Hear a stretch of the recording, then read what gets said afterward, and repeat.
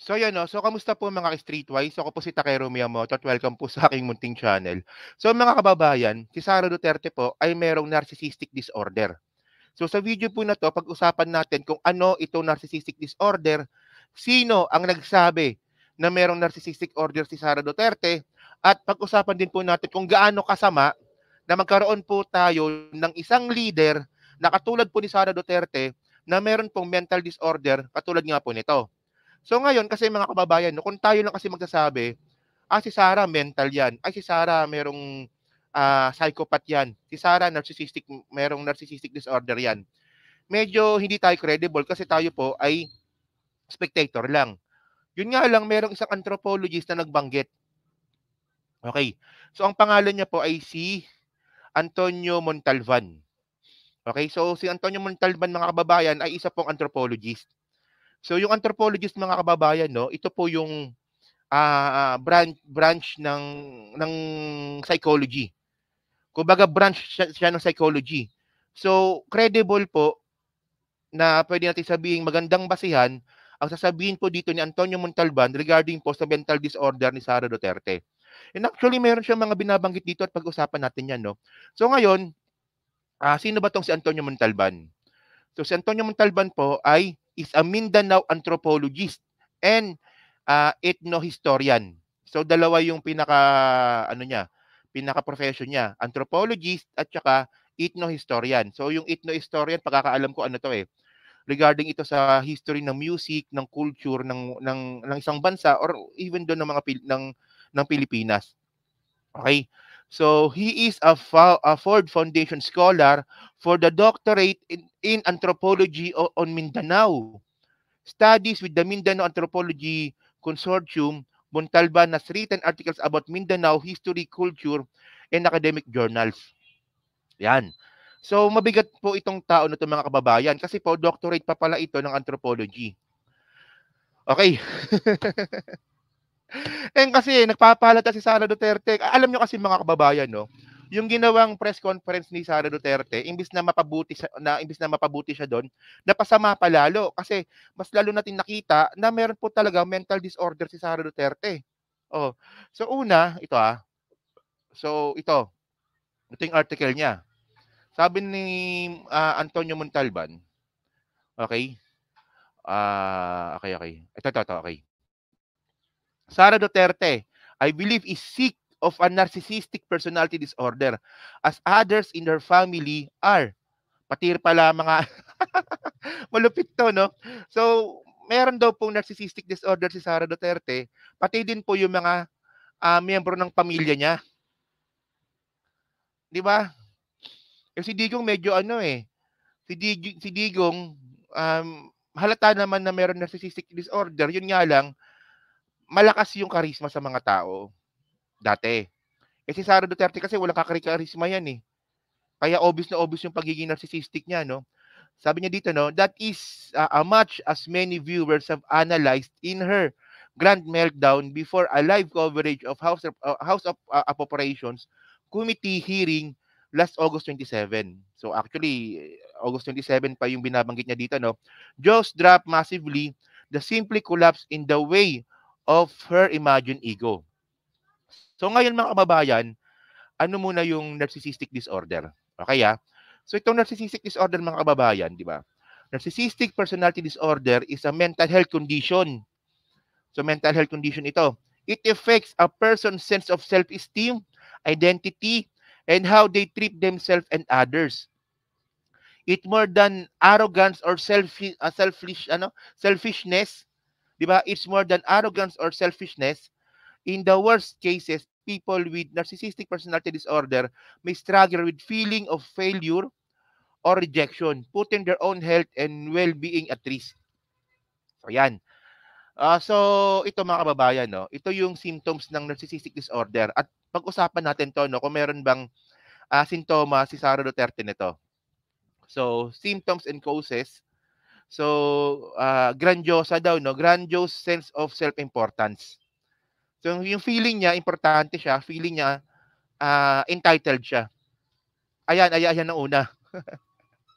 So diyan sa nanonood ngayon, kayo ng bahala Kung meron bang ganyang klaseng ugali si Sara Duterte. Yung feeling niya entitled siya, feeling niya napaka-importante niya. Oh, tapos frequent fantasies about having or deserving.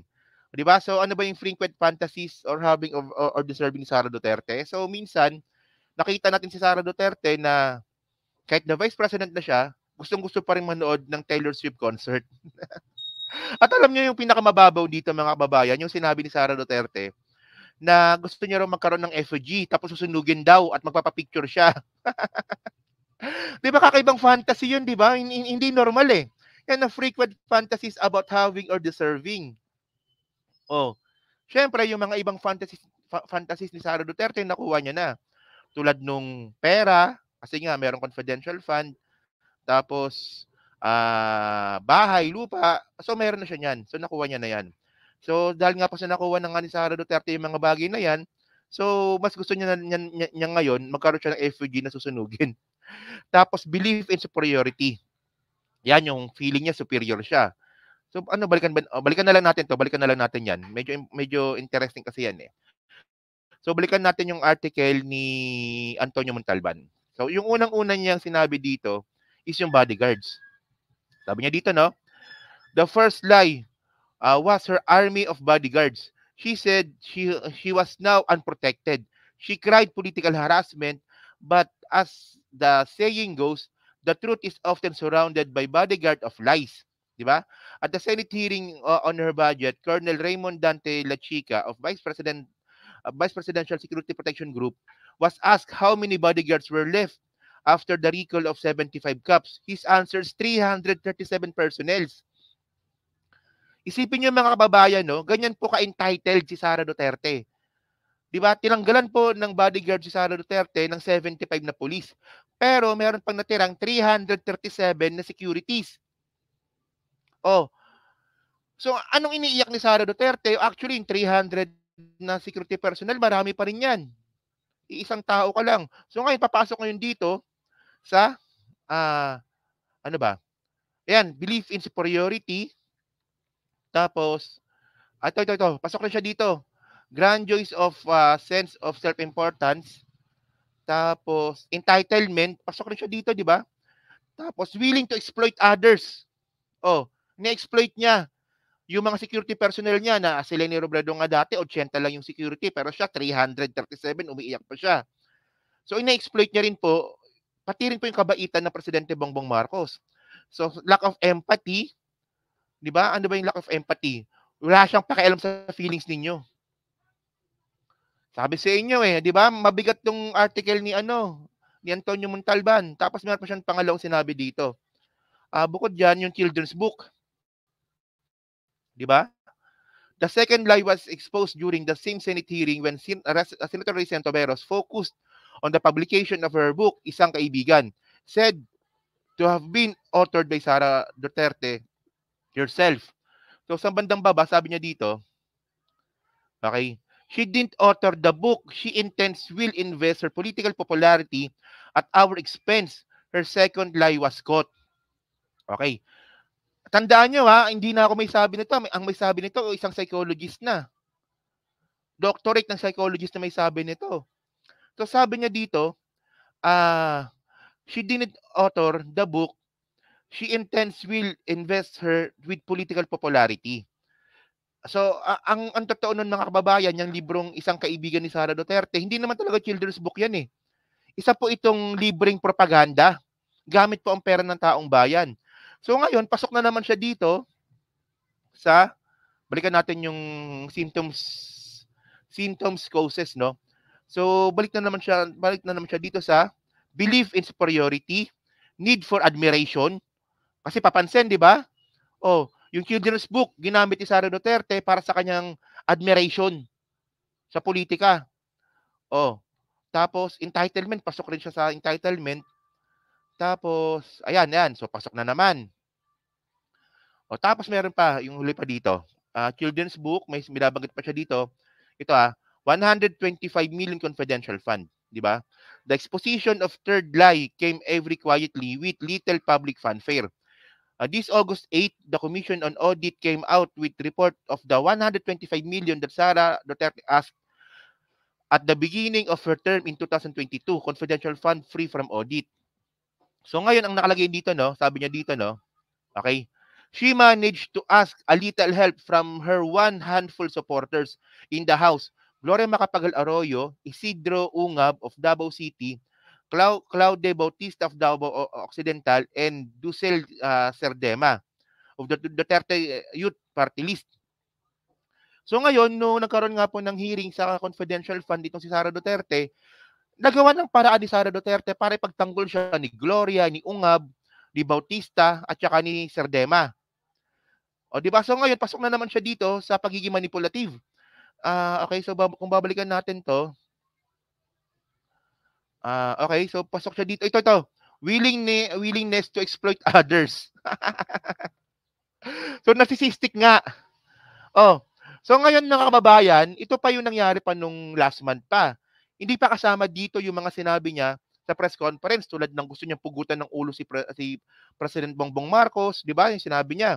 Yung sinabi ni Sara Duterte na itatapon niya yung bangkay ni Ferdinand Marcos Sr. sa West Philippine Sea. So malupit, lalong na-exploit si Sara Duterte, mas lalong na-expose si Sara Duterte na talagang meron siyang narcissistic personality disorder. So ngayon, ano bang masama dito? Ano bang masama dito pag ang isang vice presidente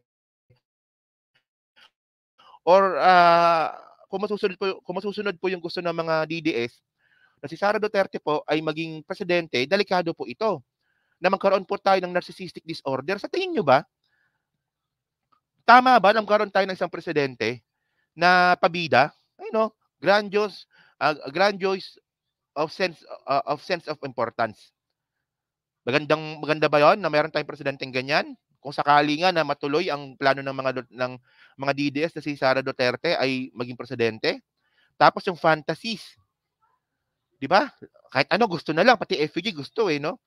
Tapos belief in superiority. So ito yung nakakatakot.